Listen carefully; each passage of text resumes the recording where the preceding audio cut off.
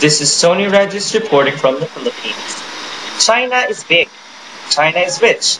China is powerful. There is no way China will lose to anything to anyone. Not to the US, not even to the US plus five other nations. And certainly, UN what?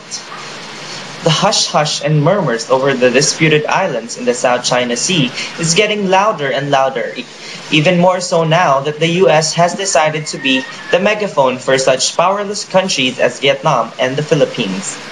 Naturally, China calls foul, like they were direly aggravated by the US call to stop bullying on the small countries. Now, some analysts see China as winning the battle over their oil-rich disputed territories. As to what the reason is, the investment news did not clearly say anyhow. It just merely assumed that China is winning, hands down.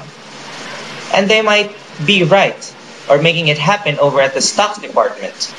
See, China's state-run petrol driller, China National Offshore Oil Corporation Limited, or CNOOC, is doing so well in the stock market as of late. The confidence it has been gaining lately must be because of their aggressive drilling methods in the disputed islands. Naturally, what could a smaller petrol Vietnam do against a mega powerful force? And the Philippines? You can even almost forget about them being part of the island disputes.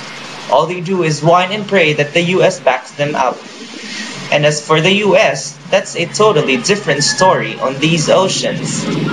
For obvious reason and not, China might definitely be winning the game. They have the most advanced technology on most of the islands in the said territory, and they are not backing down at all. They got everything figured out. Keep the disputes between each other and never let the UN mingle with it. They can surely absolutely handle the smaller nations claiming the area, but they would have some problem contesting with the international law on water territories should the UN decide to intervene. Why isn't the UN saying anything anyway? Tony Regis, Philippines.